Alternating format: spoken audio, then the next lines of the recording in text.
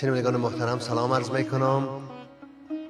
شعری دارم از همایون شاه به عنوان جهان زودگذر.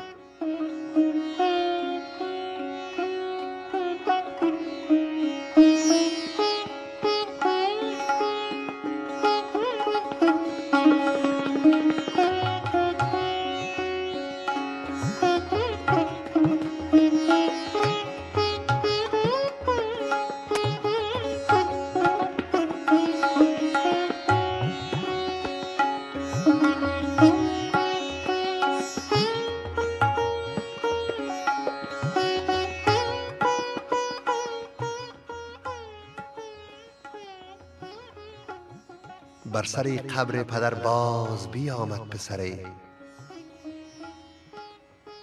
بر سر قبر پدر باز بیامد پسری. اندکی ذکر نمود ز دعای اثر افتاد به دل تسکینش، اندکی گریه نمود. یادش آمد ز نوازشگری و مهر پدر، یادش آمد که چه کوهی به ویش تکیه بداد. یادش آمد که به هر سلسله کار جهان مصلحت دی و مهر پرور بود.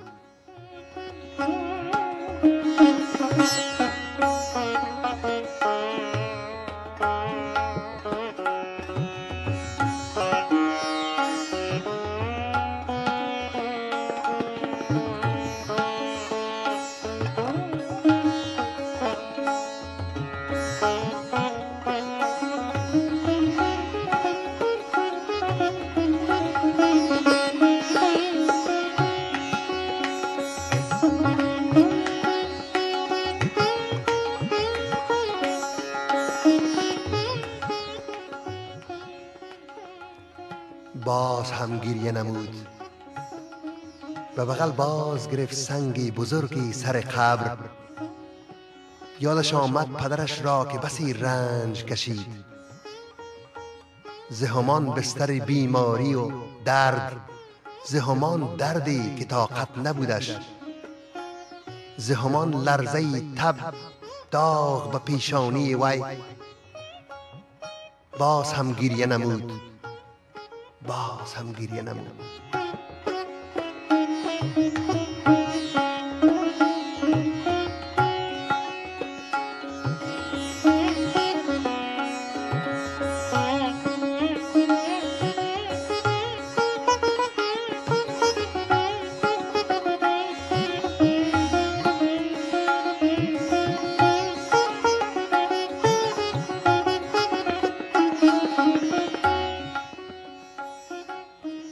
برد او را ز خودش بهر تفکر به کجا، به همان اوج سخنهای پدر.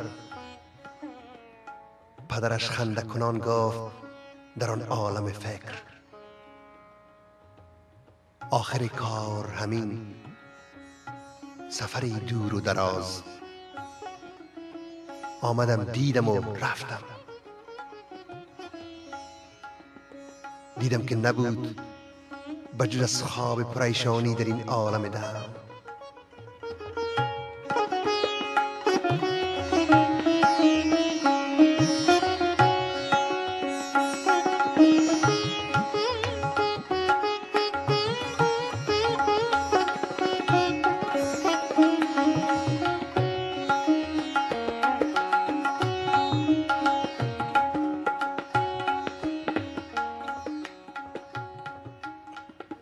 سهل گیر ای پسرم دامن غوغای جهان، سهل گیر ای پسرم دامن غوغای جهان، که نیرزد به جدال